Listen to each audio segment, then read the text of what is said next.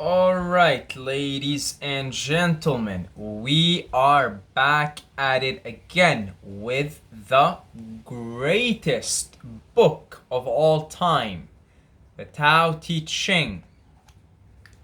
And if you would like to catch up on the previous verses, I started a series and it's called, Daoism or something. You can go look it up on the playlists where we read one verse and then we discuss it. So there are a total of, at least in the translation that I have, 81 verses. So we've already covered 4. So again, they're in the playlist called Daoism. You could go and look it up if you want to read and or watch the videos about the previous verses. And we are on verse 5, and this series is making a strong comeback because I would like to enlighten myself and others with this timeless masterpiece. As far as I'm concerned, this is the greatest book of all time. So let's get down to it. Verse 5, let's read it, and we'll make some commentary. We'll see what comes up. We'll see what the Tao that flows through me, how it expresses itself, how it interprets itself, if you will. So, verse 5, here we go. Heaven and earth have no preference. A man may choose one over another. But to heaven and earth, all are the same. The high, the low, the great, the small, are all given light. All get a place to rest. The sage is like heaven and earth. To him, none are especially dear, nor is there anyone he disfavors. He gives and gives without condition, offering his treasure to everyone. The universe is like a bellows. It stays empty, yet is never exhausted. It gives out, yet always brings forth more. Man is not like this. When he blows out air, like a bellows, he becomes exhausted. Man was not made to blow out air. He was made to sit quietly and find the truth within. So in regards to the last 2 sentences, man was not made to blow out air. He was made to sit quietly and find the truth within. This is one of those rare occasions where Lao Tzu just gives it to you straightforward. Says, look, you've got to sit down and meditate. That's what you're made for. And I mean, that's the truth. That's the truth. Man was made to sit quietly and find the truth within. Let's go back to the beginning of the verse, more specifically the first part of it. Heaven and earth have no preference. A man may choose one over another, but to heaven and earth all are the same. The high, the low, the great, the small are all given light. All get a place to rest. The sage, you can think of the sage, whenever it's mentioned in the Tao Te Ching, the enlightened one, the master, the one that is self-realized. So the sage is like heaven and earth. To him, none are specially dear, nor is there any he disfavors. He gives and gives without condition, offering his treasure to everyone. So, what does it mean when Lao Tzu says, heaven and earth have no preference?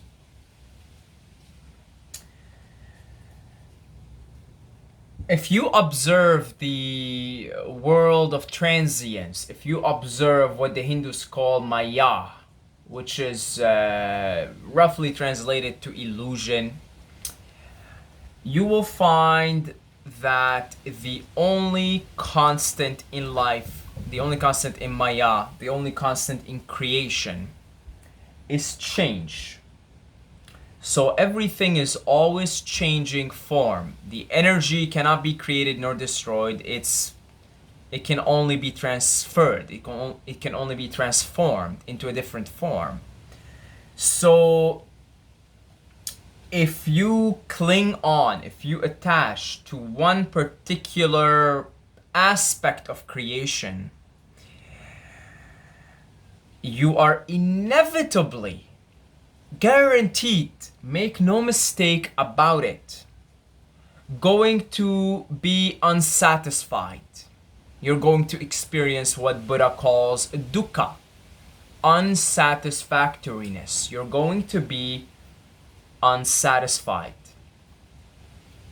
Why is that? Because you are trying to cling on to something that is impermanent by its very nature.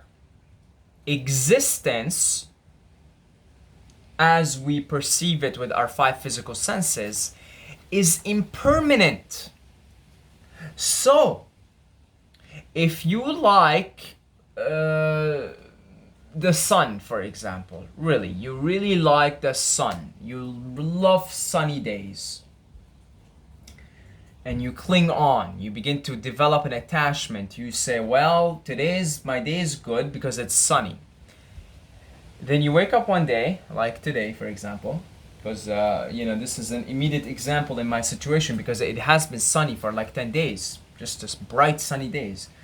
It's windy, it's cloudy, it's raining. It's currently not raining, but it was just raining, and it's probably going to continue to rain all day.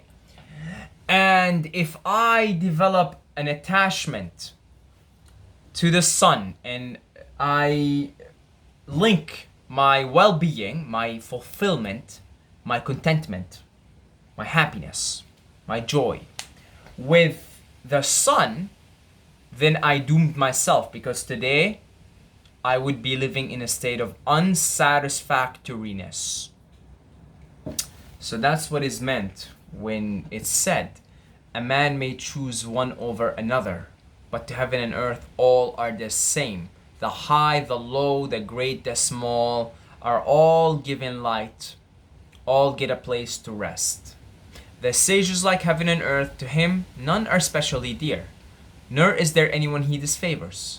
He gives and gives without condition, offering his treasure to everyone. So it's ultimately about non-attachment. That's how I interpret this verse. It's ultimately about not attaching to a particular form, because the formless has no form and no shape. And when it tries to attach itself to a form, a particular form, first of all, it limits itself. It puts boundaries on the boundaryless. Okay? And as a result, it experiences dukkha. It experiences unsatisfactoriness. It experiences suffering. Okay, that's what is meant by the Buddha's first noble truth, that life is suffering. Very difficult place to be in. Very difficult place to be in, because we have preferences. All of us have preferences. And these preferences are the result of our biological wiring and our psychological wiring. So, of course, if you're a human, there's going to be a tendency. I know, like, for example, my mom, it doesn't follow that tendency, my sister, but there's going to be a tendency to prefer sunny days over cloudy days, because your biological programming as a human being favors the sunlight. It gets nutrients from the sun, and the sun is a light being. It's a self-realized being. So when the sun is there, it reminds you of who you are. So even on a deeper level, it goes beyond your biological programming. There is a general tendency, preference for the sun. But again, I put the disclaimer, Not everyone's like that, but the tendency. So that's one tendency. That's a preference. And then we have the psychological tendencies. Like I grew up, for example, eating bread. Okay, so then I have a preference for bread. Or say I grew up eating fish, then I have a preference for fish. Or I grew up in a cold environment. I know some people love the cold. I lived in Canada for 15 years. Some people love the cold. They grew up in a cold environment. They used to go out as kids with their parents and ski and do all these things, and then they preferred a preference for cold.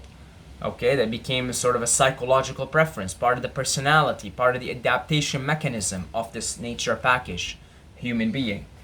And then you grow up and you develop preferences. I like this, I like that, I like this weather, I like this food, I like this type of person. I like, I want my partner to have these physical attributes, which have been more than likely programmed into you either via society or a combination of society and your biology. So if, let's say, your mom looked a certain way and you grew up in a certain culture, you might have a preference for a blonde woman or a brunette woman or green eyes or something. And then you keep racking up preferences one after another, one after another, one after another. And with each preference that you gain, you make it that much more difficult for you to be the way, to be the Tao, to become the sage, essentially. Because then these preferences will keep leading you to suffering, because you're always going to be disappointed one way or another. And if not, the grand disappointment will be when you start to get older and you get some so little pains in your body, and then inevitably have to die. So then, even if you haven't really been disappointed, wait for it. Okay, wait for it. So the sage is like heaven and earth. To him, none are specially dear, nor is there anyone he disfavors. This is the place of centeredness. This is the place where you find yourself in the center of the storm, just still, calm. Everything around you goes past you and you're just right here. You're right here. You're not being swayed one way or another. You appreciate it all. You appreciate it all. That's the sage. That's a place that I can only know experientially because I have dabbled a lot with psychedelics. It's a state of total fulfillment. Total fulfillment. You're totally fulfilled, regardless of what's happening outside of yourself, because that's called self-realization. That's called self-gnosis. You are pure consciousness, pure existence, pure joy, pure love, pure light. And that's when you become giving also. Lao Tzu mentions that in that case, you become giving. You give without exhaustion. And again, I personally only know this place because of psychedelics, because they really put you in a state of total fulfillment and they show you your possibility as a being, so you can actually put it in the work, the contemplation and the meditation from day to day, and continue to work towards your self-realization. It really is the ultimate destination. You really don't care if it's sunny, if it's rainy. Somebody brings you food, you're not really picky. You'll eat it, you'll appreciate it as it is. You might not like it or be in love with it, but you just appreciate it. There is food. Boom, you eat it. You just watch it, you eat it, you appreciate its texture, its taste, this and that, and on to the next moment. That's the ultimate destination. That's the destination of the soul in its most self-realized form. But it's not even form, it's most self-realized state. It's be actually complete formlessness, complete shapelessness. So that's my interpretation of this verse. And I every time I read the Tao Te Ching, I can't help but think of the Four Noble Truths of the Buddha and the Bhagavad Gita. They all basically talk about the same thing. And it always has something to do with non-attachment. It always has something to do with non-attachment. Which is true, because if you're not attached to this or that, you're living in the kingdom of heaven. So that's about it. Sincere gratitude to the Patreons who support this channel. We just got recently a new Patreon. Thank you very much. And we just got some donations via PayPal as well from the same Patreon. So, you know, I'm not going to mention names just because I don't know if I have permission, but thank you very much. You know who you are. Really, really appreciate it. If you would like to support this channel and it helps you and you have some money to throw around, maybe as little as $2 a month, it would be absolutely of tremendous help.